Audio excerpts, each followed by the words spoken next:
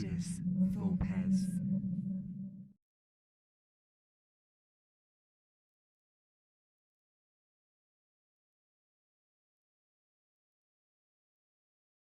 Welcome to Ludus Vulpes. My name is Kirsty, and today I'm here with Decking Awesome Games. Hello, hi. So, do you want to give us a little overview of some of the games that you've got here today? Absolutely, yeah. So the first game that we have is an escape room adventure. So it's a family-friendly version. You are a little girl, and your pet rabbit has been stolen by an evil corporation. Oh my gosh. And you have to save her. So you sneak out of your house in the middle of the night, and you have to break into the lab that she's being held in, and you solve a lot of visual clues and some kind of there's some components like cardboard pieces that you have to solve puzzles with, and you want to get through the game. There's kind of a plot on how you're going to save her and what you're going to do and who has her captive. So it takes about 60 minutes. It's for 1 to 6 players, but it's very family friendly. So if you wanted to do escape rooms with your kids, it all works really well. Yeah. So we're hoping to kickstart this at the end of the summer, so start of September or end of August.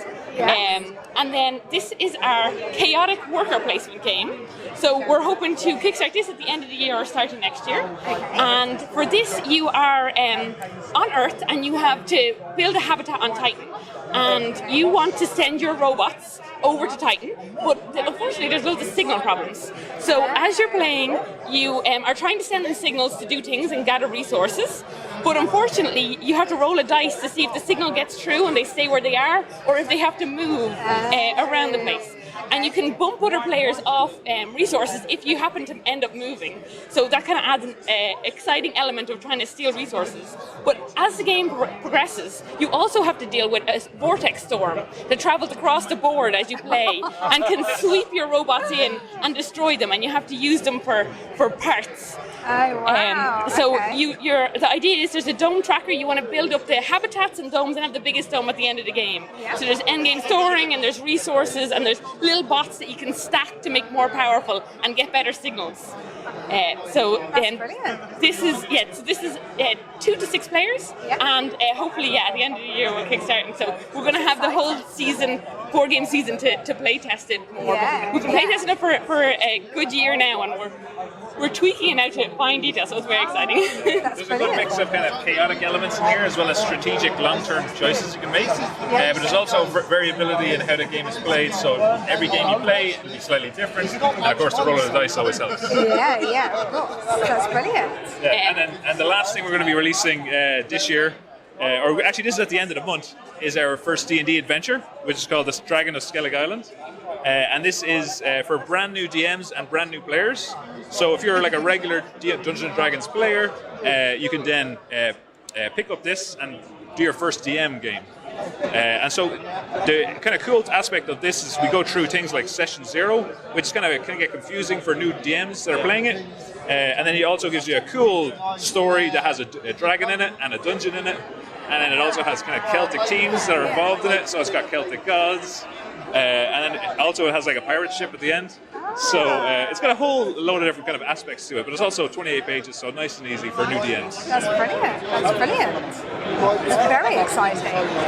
So how long has your company been going?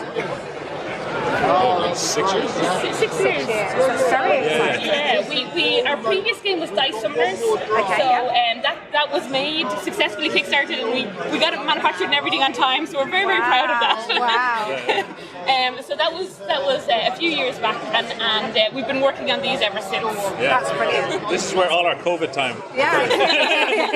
These streams. You use the COVID time as well. That's brilliant. So if people want to support your projects, so obviously people can come to the Expo and try the play test. If unfortunately people are unable to come to Expo, how can they support you and where can they find you?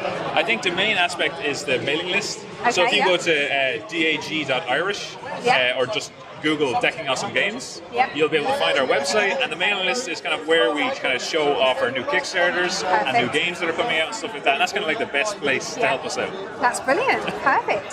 Well, thank you so much for chatting to us today. We really appreciate it, and we hope you have a wonderful expo. Yeah, Thank you too. so Thank much. you. So nice to meet you. And Cheers.